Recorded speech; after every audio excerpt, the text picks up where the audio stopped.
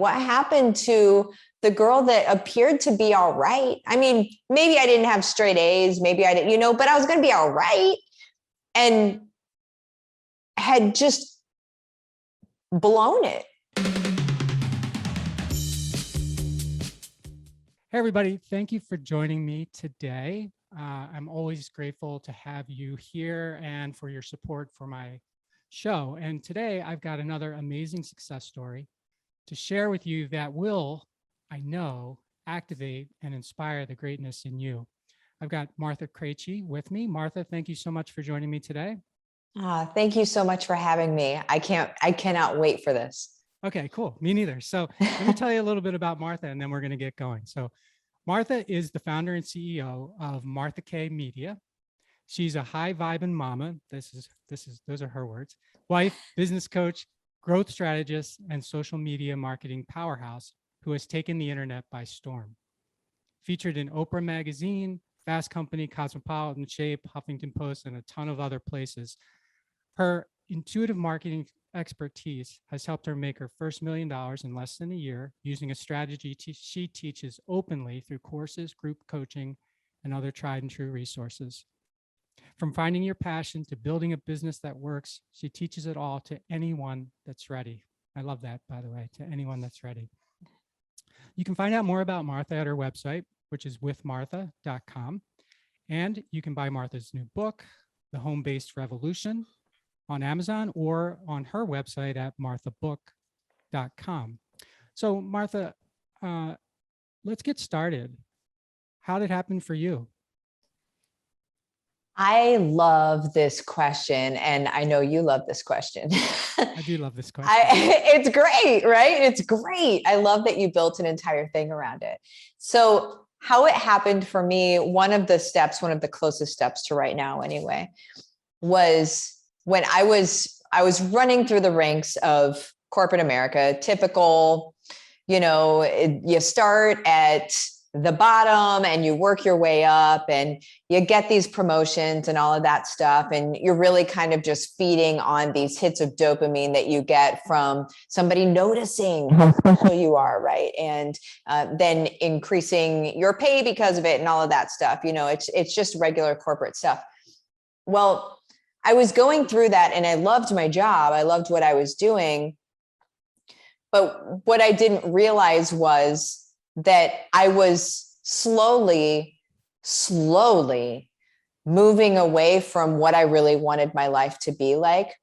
So there was a day where everything just went and it imploded on itself. And so I'll set up the day real quick. But it took us to even set up the day. It took us a long time to even be able to have our daughter. Like, we went through a lot of different things to be able to have our daughter, my husband and I. And one day I was sitting at work in my carpeted cubicle. It smelled like the 60s. And what like is that smell? Yeah, I don't know. It's like, you hear a lot of people say it looked like from the 60s, but it smelled like from the 60s. Smelled like it. Yeah. And then you're like, but should I be inhaling that? Yeah.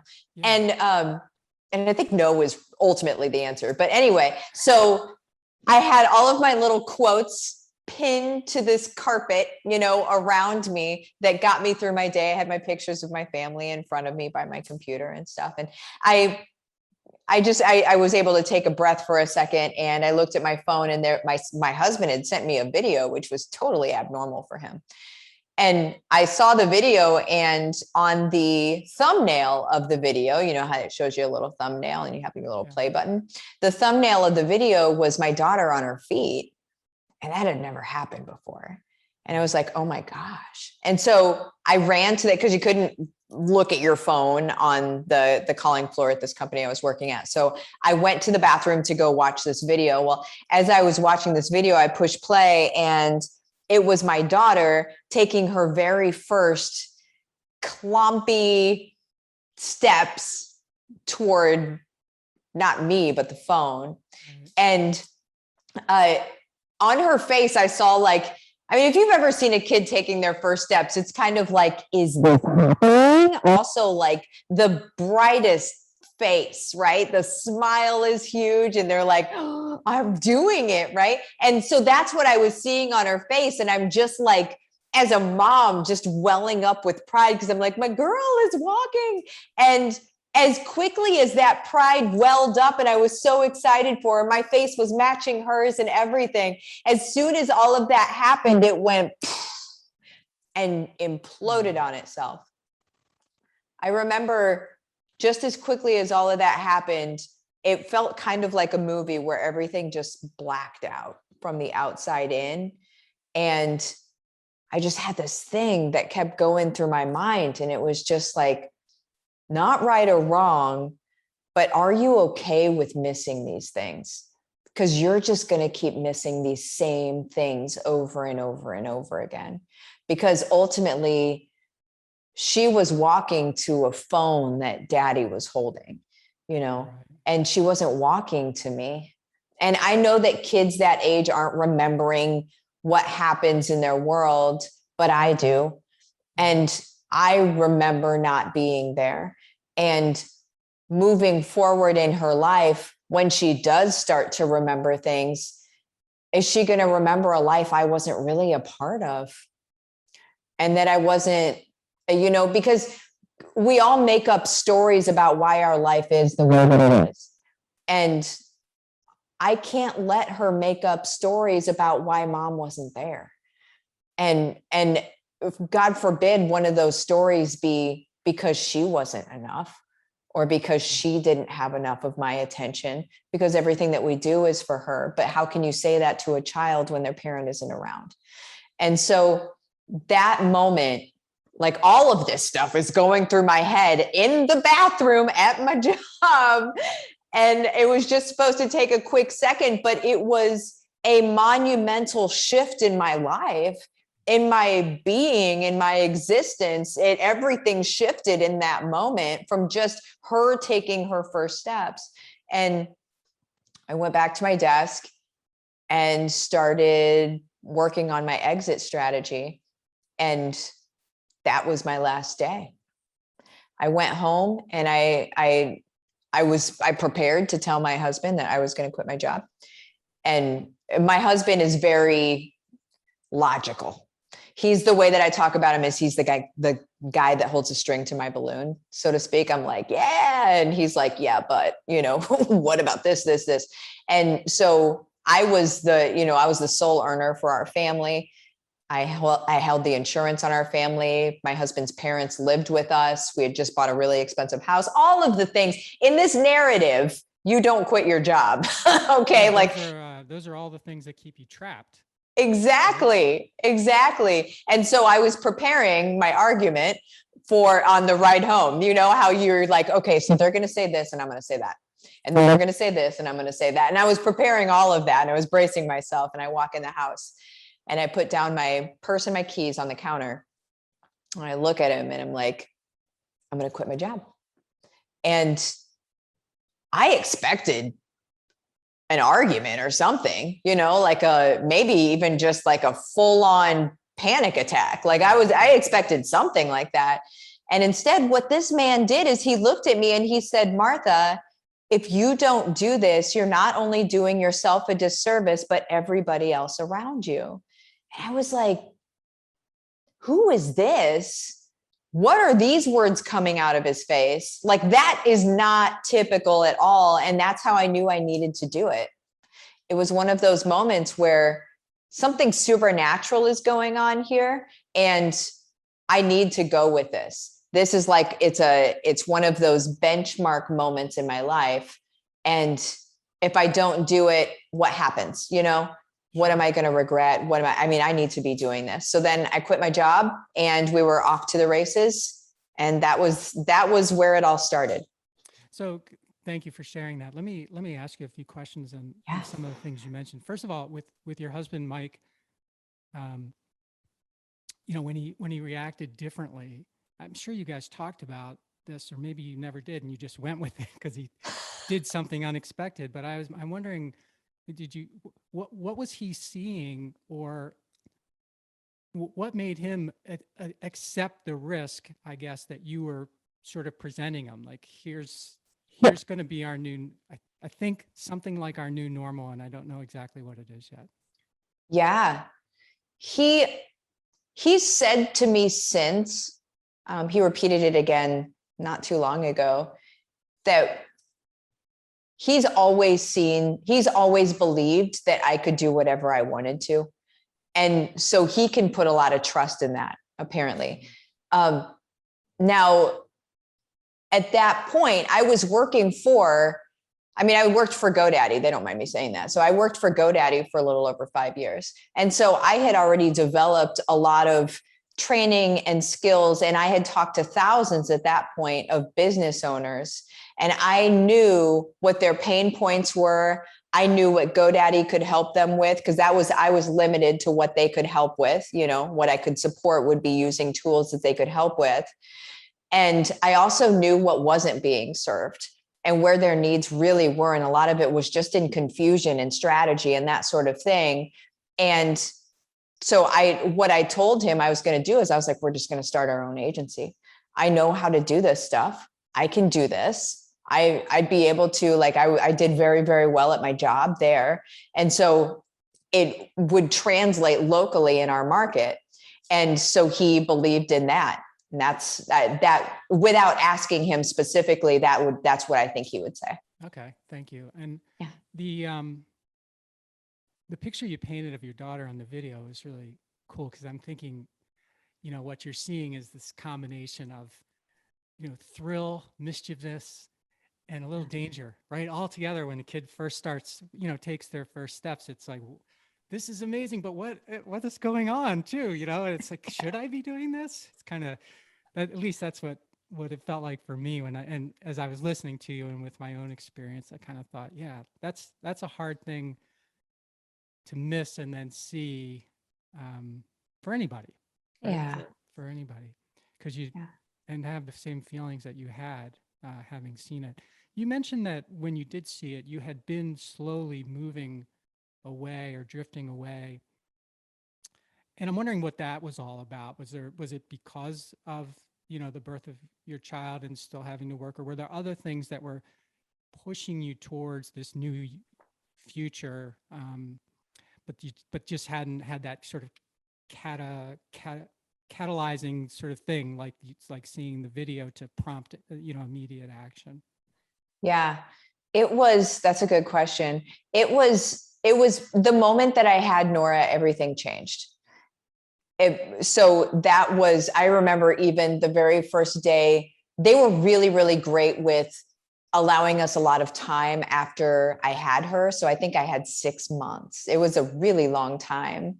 But I remember whenever I had to drop her off at a babysitter the very first time, I remember dropping her off at the door. And then whenever I shut the door, I let out like this sort of primal whimper. It was uncontrollable. I couldn't even, it was just this noise came out of me that was like, it was just this, keep me with her, So that started from day one. Whenever I had her, I was already starting to feel that way. Then coupled with what I talked about earlier with I could only help people in a limited capacity. And in my heart, I really want to help people get unstuck. I really want them to know how to be able to move forward. And all of our tools, I couldn't actually implement them in their business and tell them strategically how to do all of these things because they didn't all include our tools.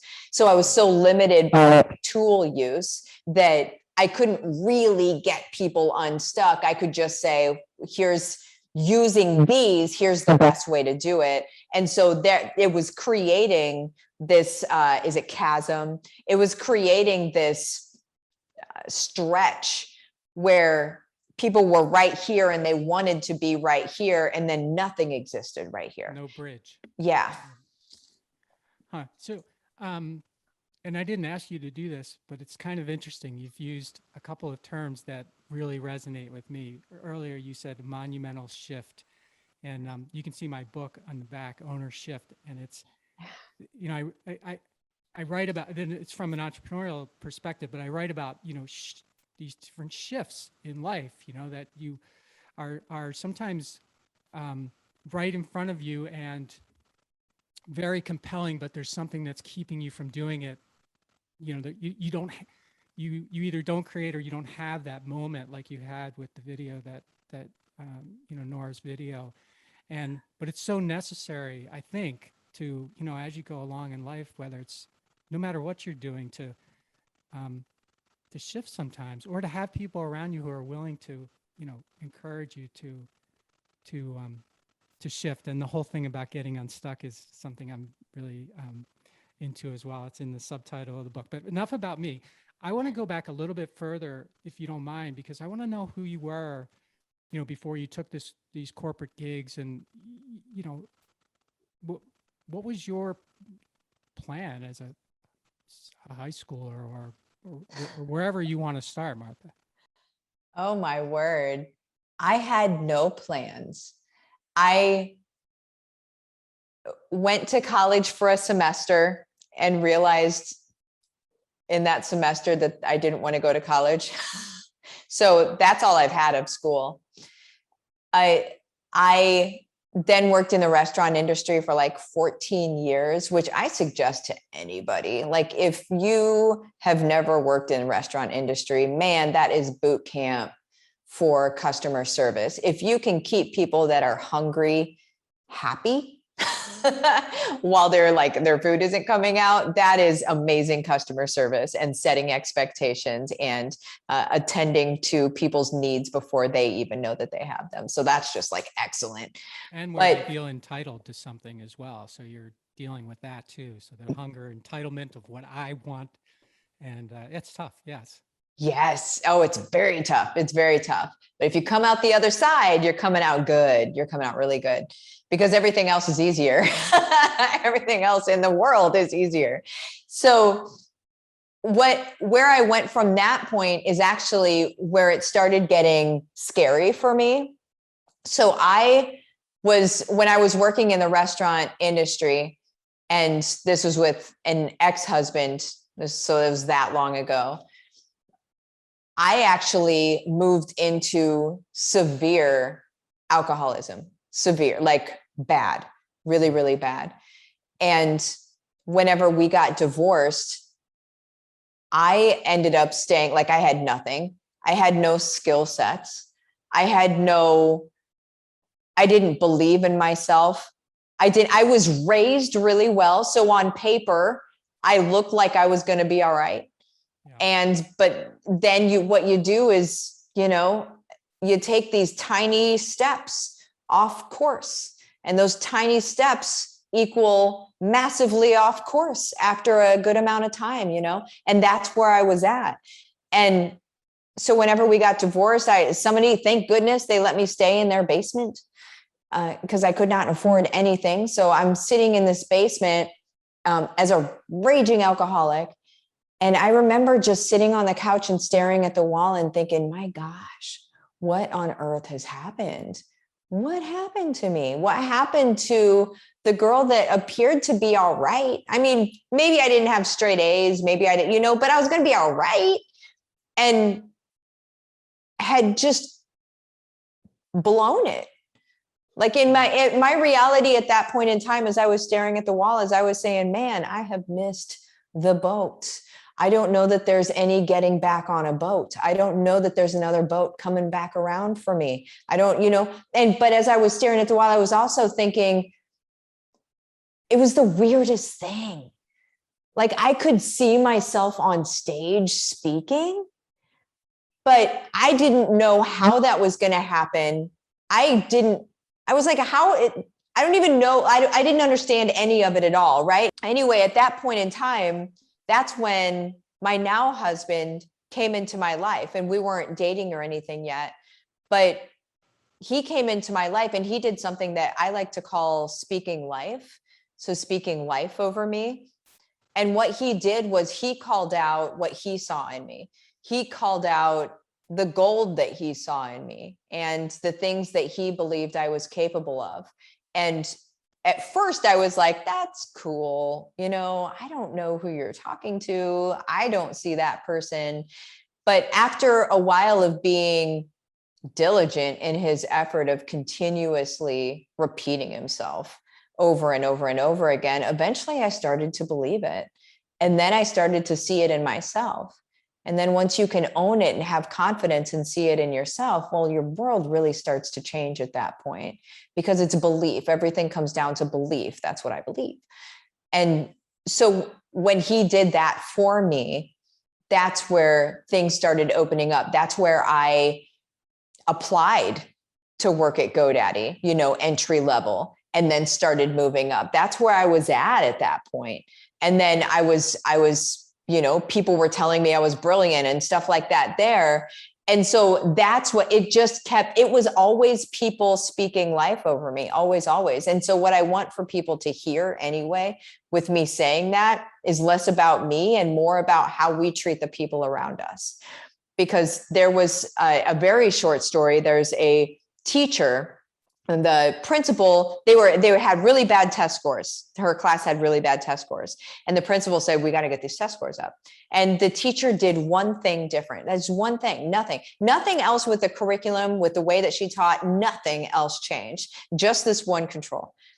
And it was that every day that they came to class, she would let them know how brilliant they were, how capable they were, how fantastic they were, what amazing human beings they were, and how they were so smart. She would speak that into them every day. And then the next time that they took tests, their test scores went up.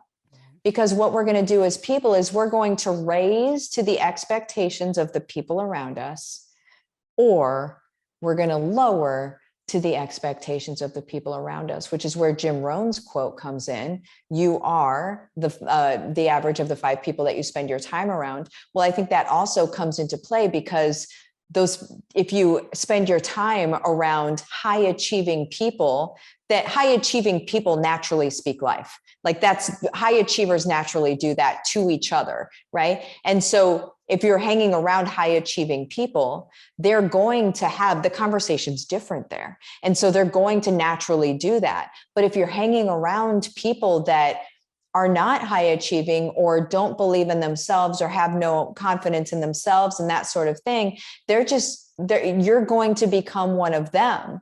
And I'm not saying don't spend time with people that are low confidence. I'm saying speak life into those people, but spend more time around the people that are going to keep your headspace in a good place for you to be able to continue growing. Well, I appreciate you sharing all that. I do have a couple of questions, if you don't mind. The belief thing. So you mentioned that Mike helped you start to, believe more in yourself. And it made me think to ask you, because I have my own feelings about this, but do you think that it's more important? Well, no, I don't want to say more important. The people you surround yourself with, say, to use Jim Rohn's quote, were the people you were surrounding yourself with at that time not believing in you, or does the belief need to start with you first and then you can? I'm wondering how you look at this, because I feel like it can be easy for people to say, well, the people I'm hanging out with or whatever, they don't believe in me, or the place I'm working, they don't believe in me. And it's almost as if the expectation is, well, you have to believe in me before I can believe in myself. And I'm just curious, based on what you shared there, what your feeling is about that. Yeah. So based on my own story, I never want to give people a cop out for their own lives, but based on my own story, it was him believing in me before I believed in myself. Okay. That's my story. So I have to own that. But what I suggest for people is, if you feel like people around you don't believe in you, then hear my words. There's a reason you're hearing this right now.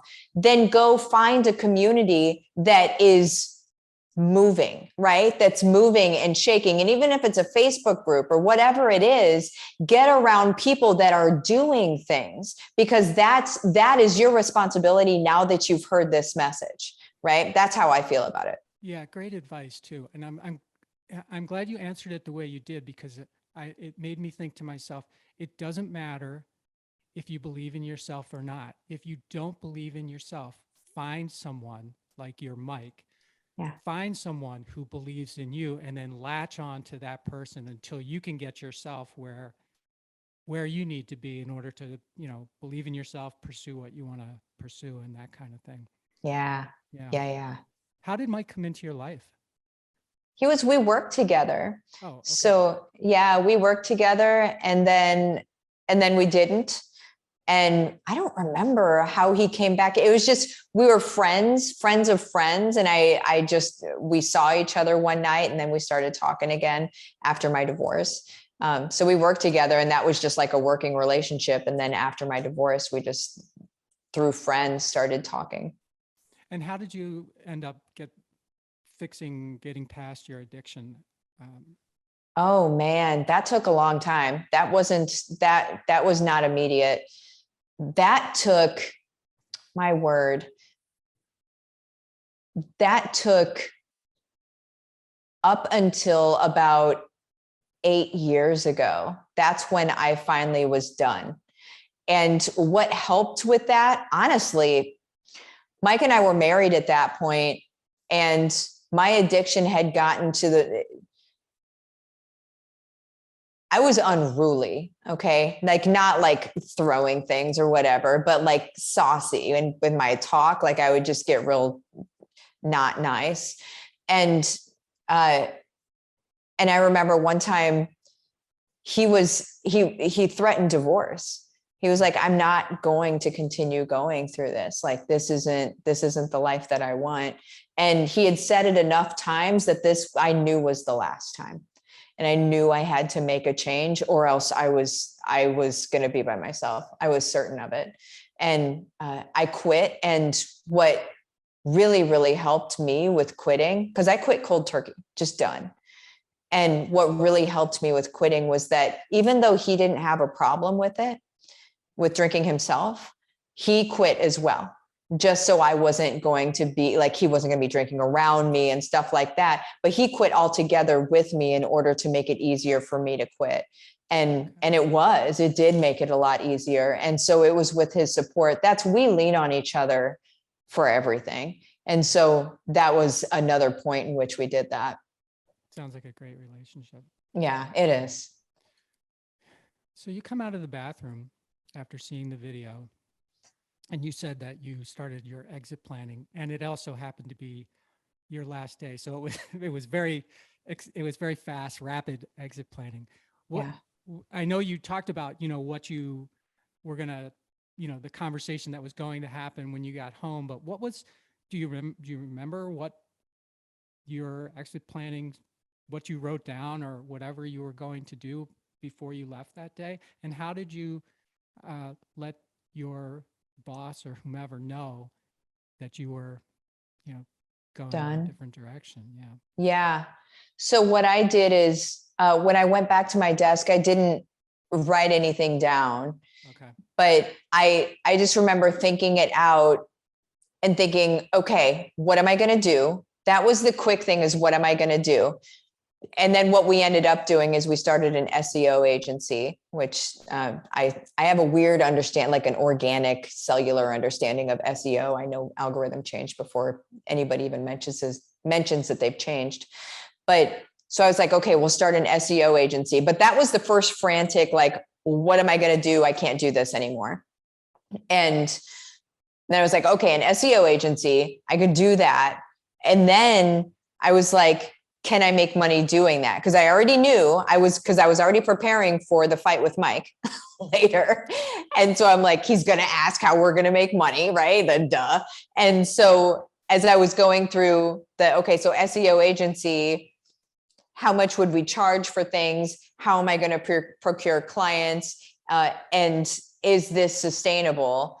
And when would we need to scale? So my mind, I've been a business strategist for a long time.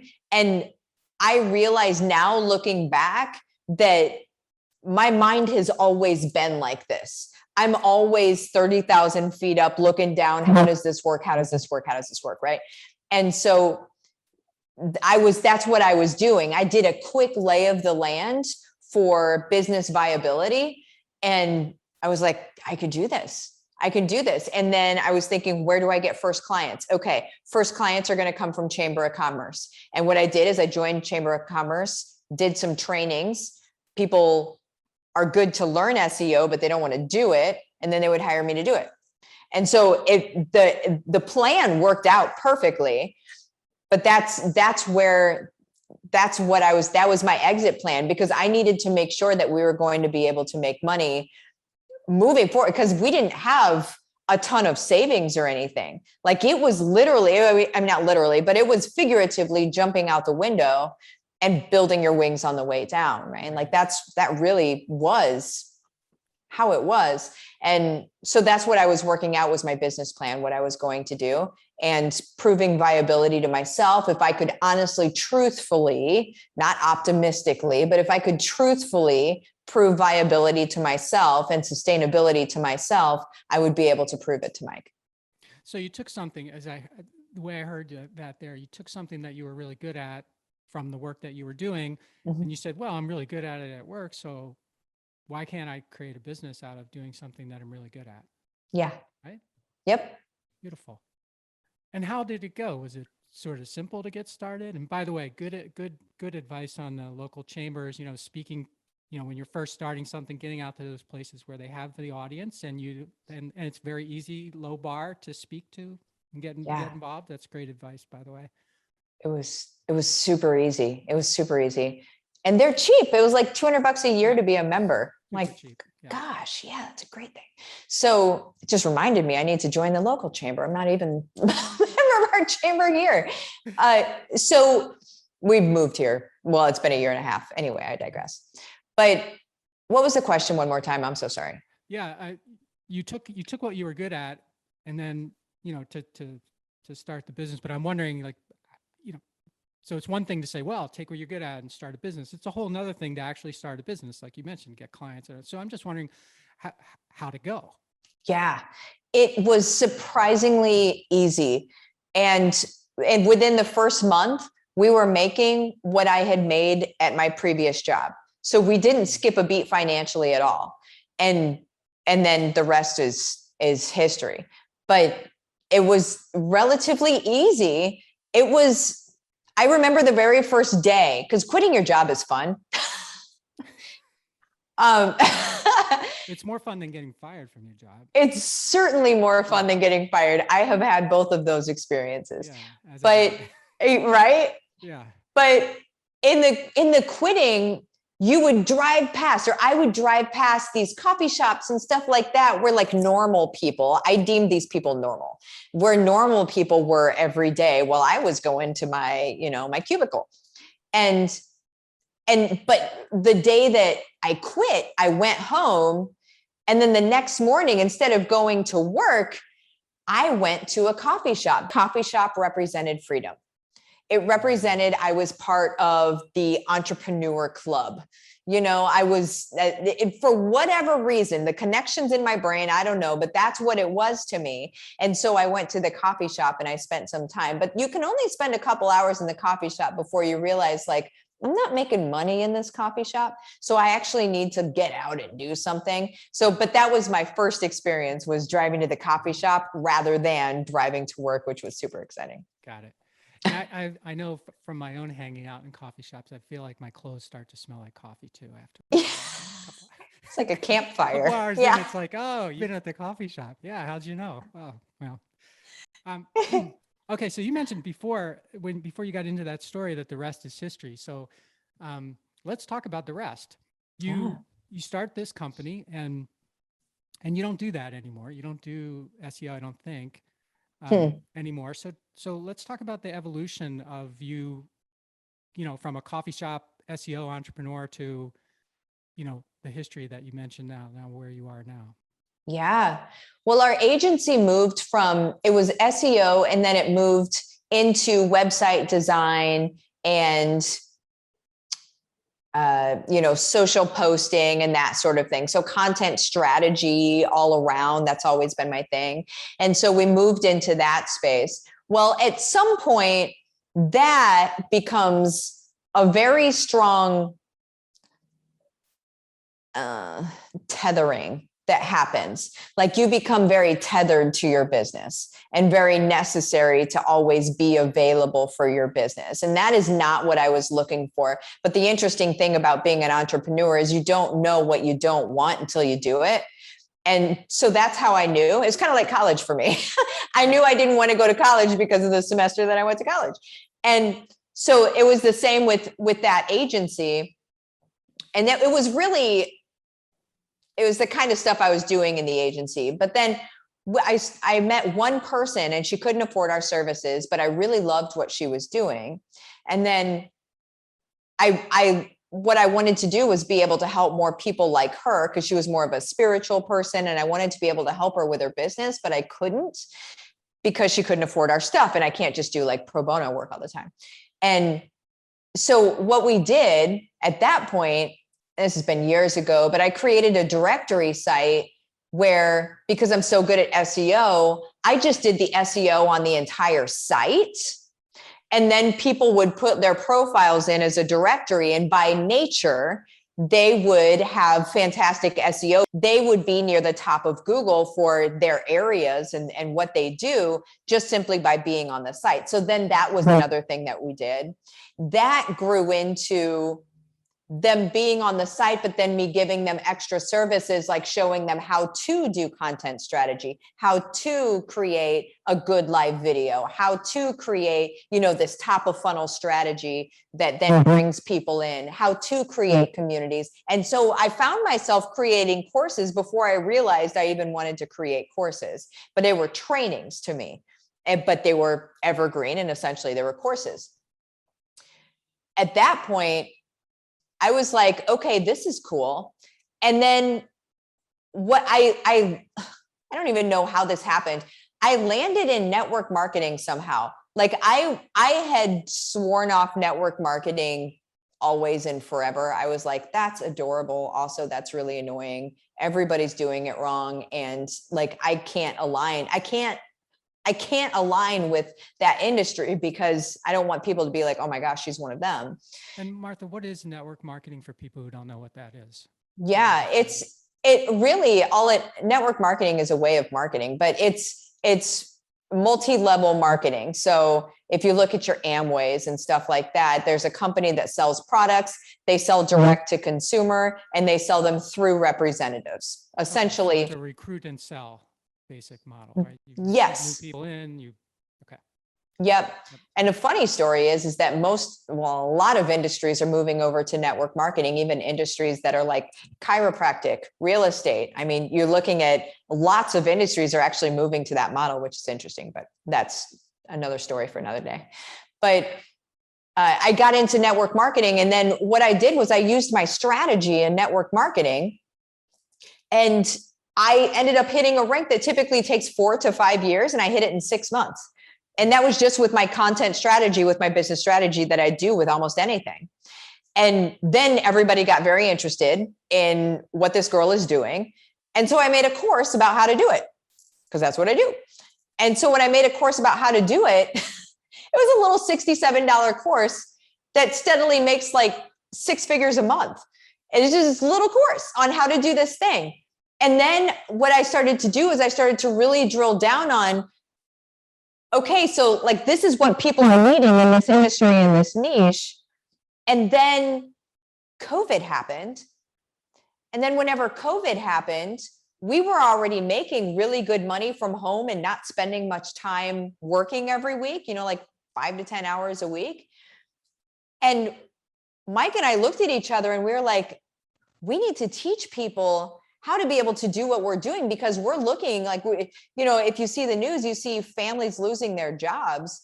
And if they haven't lost their job, they're scared they're going to lose their job. And even if they don't lose their job, they're afraid they're going to get sick, because what if they don't have health insurance? What if they get sick and then they lose their job? Like there's just so many scary points of possibility out there, potential points of failure out there, that we were like, we have to show people how to be able to be independent of anything that's happening in the outside world, right? Be financially secure in what you're doing and show people how to do that, because we were already doing it. Well, then we created a massive course on how to do that. And that's what we really focus on these days. It's home-based revolution. So we are putting families back together again. We're showing people how to be able to make money from home. And so you're creating a whole, as I was listening to you, like what I was hearing was you're sort of creating a whole new band of entrepreneurs. These aren't, so, there was sort of this shift from, you had entrepreneurs, then you had contract workers, and then you had gig workers who are sort of freelancers and stuff. But what you're doing is different than that. You're, I think, because you're actually showing people how they can create a business for themselves that's not dependent on a contract with someone else or, the next freelance gig. And you said some really smart things in there, and I'm just going to go back to a couple of them if you don't mind. The first thing was the tether. Like most entrepreneurs that I know, including myself, you get into becoming an entrepreneur for freedom, which is what you mentioned, like the coffee shop freedom. And before you even know it, or you don't even recognize it, you have zero freedom because you are tethered to your business. So that was a really smart thing. The second thing I think I heard you say was you had this SEO business and people were coming to you with stuff that they couldn't afford you, or you could, whatever, it didn't fit. But you took the what I call intellectual capital that you had in your business. You go, you know what? This is what I'm actually doing for people. And I know everybody can't afford that. So why not just package it and offer it, and let people do what they want with it. Because it's not going to hurt me. I mean, they're never going to be the expert that I am. So I'm just going to tell them how to do it. And even if they don't become the expert I am, they'll become much better than they are. And they can create some type of freedom or a business or whatever for themselves. And I think I got both of those right. Is that? Yeah. 100%. Okay. That's really cool. And I was thinking too, people got used to teaching, having their kids at home, and teaching them at home, which is another thing that gets in the way of you going and working, somewhere else. And perfect. I love the niche, that you saw in this, and maybe it's not a niche, maybe it's huge, this huge niche. So what, and how did that change you in your business? Because as I understand it, you've sort of, your whole thing is a work from home thing. And you've actually figured out a way to not just help all these people, but grow your business, reduce the amount of time you work, if I understand it correctly. Yep. And I hate the word scale, and I'm going to use it because you alone can only do so much. So you've created a network of people, to help you reach more and more people, I think. Yeah. Yeah. It's a beautiful model. We work from home still. We work from wherever we are. And our students are who end up getting, if they choose to, they come into our business to take on different roles. So I've already taught them how to do things. And then I teach them even more, obviously, whenever they come in, like how, the systems and processes and that sort of stuff. But they already know my heart. They know what we're here for. They know what the company stands for. They know what the brand stands for. They know the voice and the feel of it, which is it matters more than anything else. And so they already know those things. And then they come in and develop systems and processes. And then we're able to help them even more as well. So this entire thing scales out. Yeah,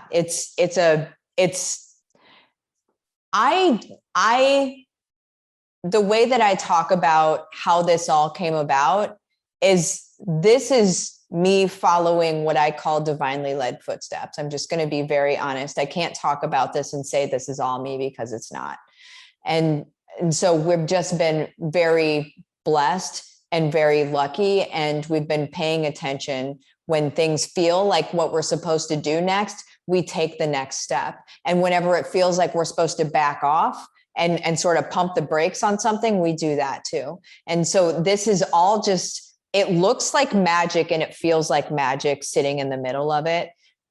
But it's also just, it's been a massive blessing too. And how do you, and I'm assuming you're talking about Mike when you say we, or the other people that, okay. So how do you, can you take us through a conversation or a thought process of how you discuss and decide whether something is, full speed ahead or pump the brakes? Because I feel like people, I know I struggle with that sometimes, and I think a lot of people do. Should I, what's the song? Should I stay or should I go now? Yeah. How do you guys work your way through that? Yeah, we have a list. We have an ongoing list. We have an executive meeting every Monday at noon. We have an ongoing list of things that we have mentioned at some point that we want to do. And so what we do is we call it front burner, back burner. And so there are the things that matter right now, that our people need right now, that we need to focus on. And so that would be front burner stuff. Back burner stuff is, I would like to da da da da da.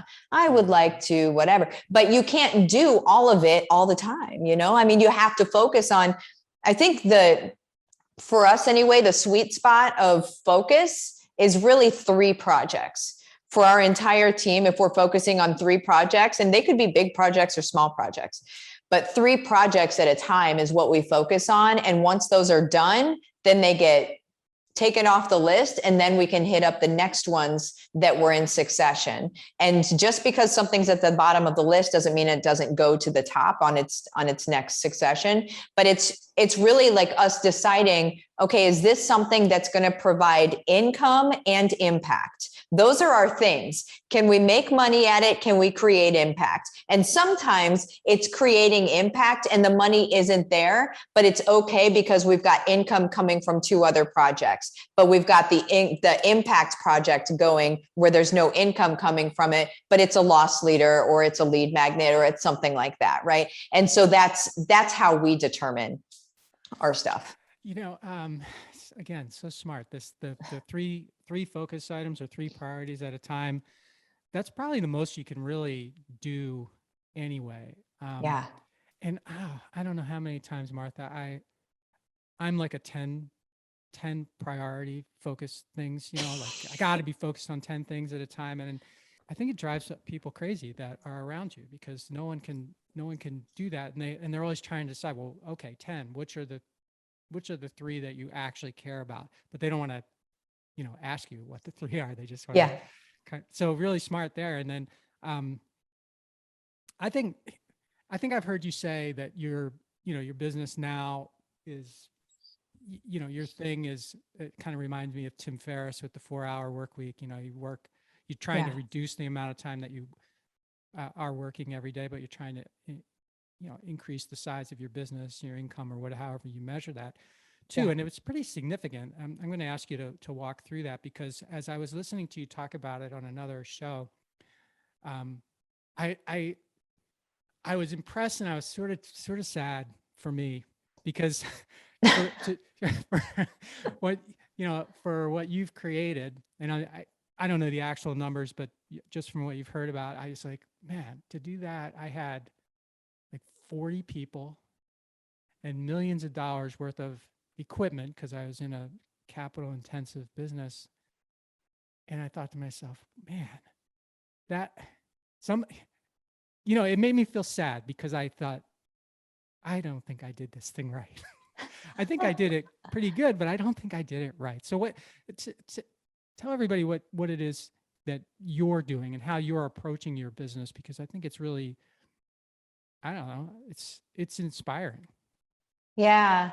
We're making 7 figures a month, if that's what we're getting at. But the way that we do it is, we don't run ads. We don't do anything like that. We build relationships and we build community with people, and we make sure that we're showing up in front of individuals that need us. So we're very specific about who our people are. And our people, I mean, when you define who your person is, that's kind of where a lot of businesses go sideways, and especially brick and mortar business or service or product type business. They'll think, well, this can be for everybody, you know, and really at the end of the day, if we're not building our business for a previous version of ourselves, then we're actually not going to be as successful, or it might not be as sustainable as it could be if we did. And so what I did is, I call it bat signal, which I'm pretty sure is copywritten, but whatever. So what I tell my folks to do is to look at the timeline of their life. So like to actually, you know, write out a line and put your little hash marks of the fires that you've been through, or the challenges that you've been through in your life. And you've made it through all of those challenges, right? And so what I want people to look at is, I want them to think, who is the person, who is the version of yourself that you would love to serve until the cows come home? Who's somebody that you could show up every day, day in and day out, and serve this person and really just give them everything that you have, because you want nothing more than for them to get on the other side of this wall that they're in front of. And so for me, that person is me in the cubicle. That's the version of myself that I serve. And so that is a mom, but that's a family, right? So we serve families. My family is a brand, and we serve other families in that space. And so even if somebody is like a service, you know, service or product-based business, you created that. You created this thing that you created for a reason. And so what you need to get very specific on is, who the heck is it for? And what does it help them with on a very grandiose level? I mean, a kid's toy isn't just a kid's toy. A kid's toy can be for education enrichment.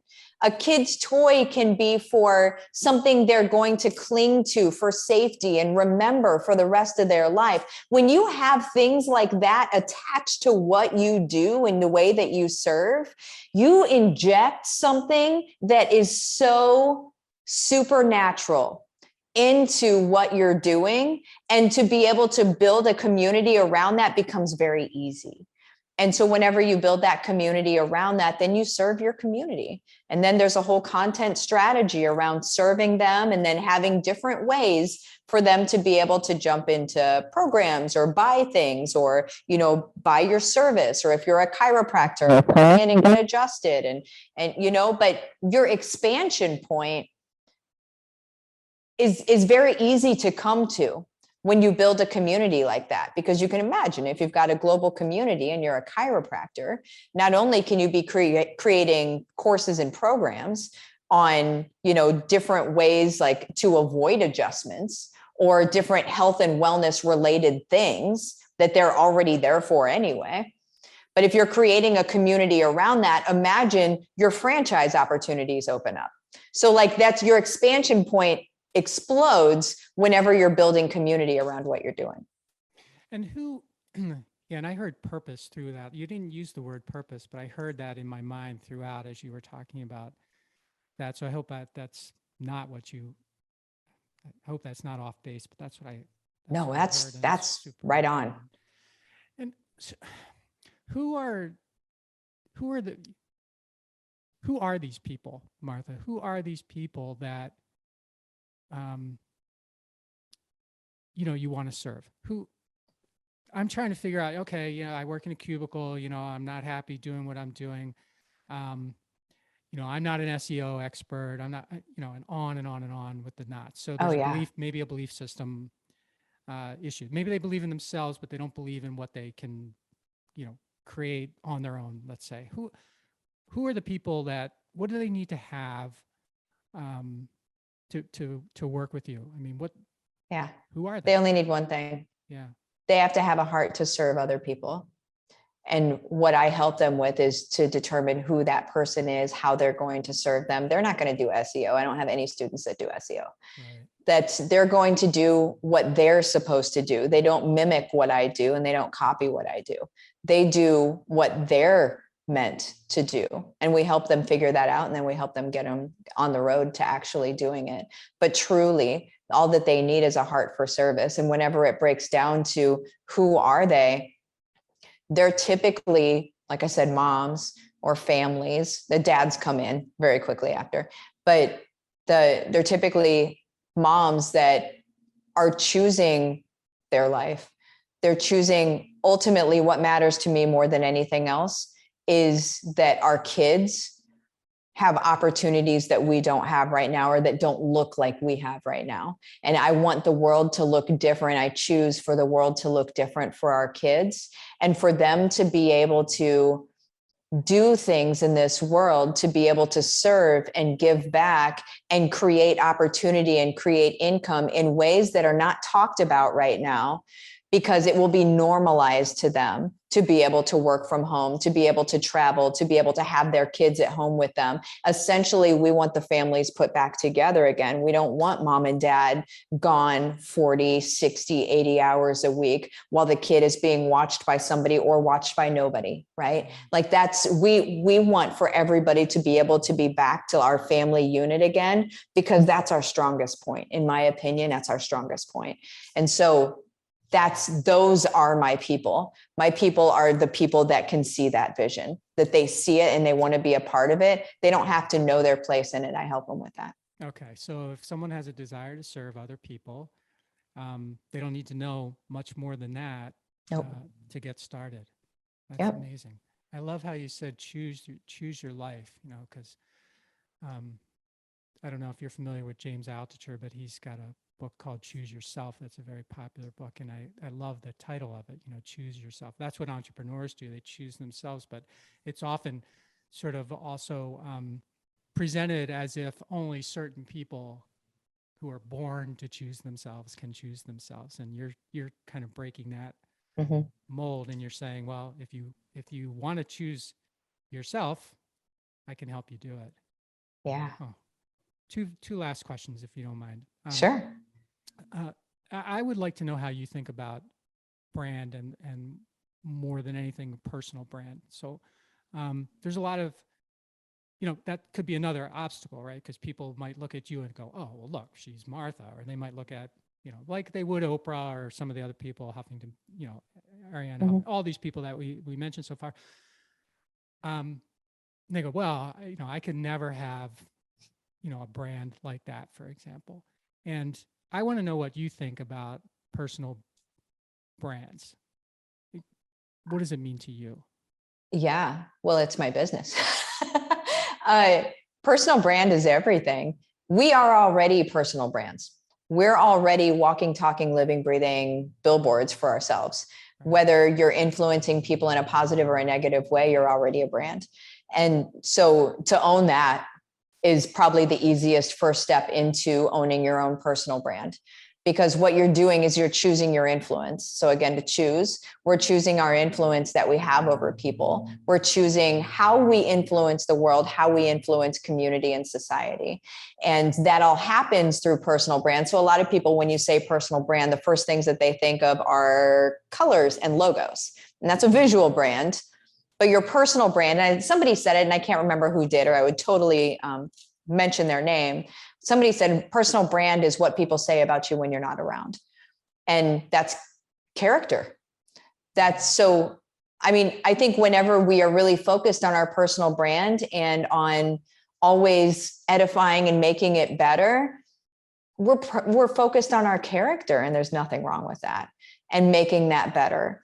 And whenever we focus on our character, what it does is other people, it gives them the access. It gives them the visual file for what it looks like to be focused on something like that in your life. But personal brand, I preach that every day, all day, every day. We are a personal brand. So that's that you are, whether you claim it or not. I'm glad you said that, because I think a lot of people, and maybe it's social media or maybe it's other influences, but I think when they start thinking about personal brand, they think, oh, I have to be someone different than who I am, because who I am, who cares, instead of embracing, well, here's who I am. Yeah. the reason maybe I don't have a widely known personal brand is because a lot of people don't know how great I am, you know, or how special I am, or how different I am, or whatever the word is. But so it's a matter of awareness, not changing who you are to be somebody else. Yes. So last question is walls. You know, you mentioned stuck earlier. That's a favorite of mine. Walls is another. As all entrepreneurs, it seems that I've ever known, they get stuck, they run into walls, they have uncertainty, they have all these things happen to them as sort of a natural byproduct of moving forward. And I'm just wondering for you, I mean, you mentioned, you know, the alcohol thing way long time ago, but now what are some of the walls that you still are dealing with, you know, because your story is so phenomenal. It seems like, you know, everything you touch turns to gold sort of thing. And I know that's probably not the case. Right. So I'm just curious, what kind of walls are you dealing with now, or have dealt with along the way? Yeah. Walls for us have been, or for me, I guess, have been, sometimes this happens with family and it'll happen with people that are really close to you, but you'll get judgment from people about what you're doing, and they don't have to even understand what you're doing or anything, but what people do is they judge themselves, but then externally they judge you. And so some walls have been people that have, like, very close to us, people in our family that have said, oh, you're not gonna last, and blah, you know, like just stuff like that, where it's like, just, can you just keep your mouth shut, right? Like, can you just not share thoughts like that? Like, I don't need to hear it. And what we've had to do is just distance ourselves from these individuals, because again, who you spend your time with, right? Even if they're family members, you have to just distance yourself from people that are going to be like not speaking life over you, which the opposite is death, right? Another wall is growth. So even where we're at right now, we're growing so fast that it's scary to grow really fast. It's like you hit new things that you haven't dealt with before. So when you're in, say, $0 to $1 million a year, that is actually a really safe space. That is like a really, like, you know, the territory, you know, the terrain. That isn't really a difficult thing. When you get to 3 to 5, you're hitting some new stuff, some new things. You hit 5 to 20 a year, and you have like big corporate decisions to make as a home-based business, for me anyway. Well, as Big, any business, not just yeah. home-based, yeah. And so, like, you've got these new things that you're having to think about that you've never had to think about before. And so at this point, it's the surrender. It's the surrendering and trusting, of course, vetting people, but trusting the people that you've brought in to do their job, because you can't wear all the hats, especially when you're up there. You cannot wear all the hats. Like, that's insanity. So you need to vet people, bring them in, and then just let them do their thing. And sometimes they're going to not do it well. And then you have to be okay with that. Let them go as soon as you see it and bring somebody else in. Like, it's a lot of surrender. It's a lot of, because when you're in the beginning stages, it's like you doing everything. And so you've got your hands on everything, and you know what's going on, and your finger is on the pulse, and you're like, I get it. We need to ease up here. We need to push here. Like, you get it, because you're a part of all of it. But whenever you grow to this level, you're not a part of all of it anymore. Right. And so you have to make sure that you've got the aces in their places, so to speak. So you have the communication that you need to understand what's going on with all of it, since you have so many different arms. Well, again, great advice. And so the reason so many businesses, entrepreneurial businesses, stay small is because the entrepreneur is not willing to surrender. And when you're not willing to surrender, you stay small. Yep. So it's not about your business. Your business could be big, but if you're not willing to surrender, there's only so much time in the day, right? That's right. And on the family thing, when you were saying that, and I know that happens a lot, it made me think of a quote that from a guy named Jeffrey Gitomer. I don't know if you're familiar with him or not, but he said, and I may not have it exactly right, but people like to rain on your parade because they have no parade of their own. Mm-hmm. And that's what I heard when you were talking about family. Well, Martha, this has been so much fun talking to you and getting to know you better. I mentioned your websites at the beginning, but are there other ways that you want people to get a hold of you and communicate with you or get your book in a different way than I mentioned, or whatever you want to talk about? Yeah. I mean, social media is where I really love to show up. And that's where I can really get in there with people and answer comments and stuff like that. So any social media, it's the Martha Krejci.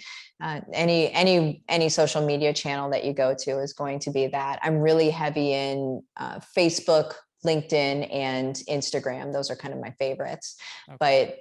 But yeah, I love to hear feedback from people. I love to hear what's going on in people's lives. And I like to answer questions too. So. Perfect. And that's her last name is spelled Krejci. Yes. Thank you. So it's actually very easy to say once you kind of put the phonetics to it, but probably not easy for most people to spell. So Martha, thank you so much for joining me. It's been a pleasure exploring your story, and thank you for inspiring greatness in other people as well. Oh, thank you so much for having me. This is one of the best interviews I've had, so I appreciate you so much. Oh, well, thank you. Thanks for listening to this episode of the How Did Happen podcast, where we believe that success doesn't happen unless you make it happen. You can subscribe to the podcast on Apple Podcasts, Google Podcasts, Stitcher, or wherever you like to listen. And while you're there, please rate it and leave a comment as well. I'd love to hear your thoughts about the show, ideas for future guests, or whatever you'd like to share. And of course, you can always find me at MikeMalatesta.com. See you next time. Thanks again for listening to the How Did Happen podcast.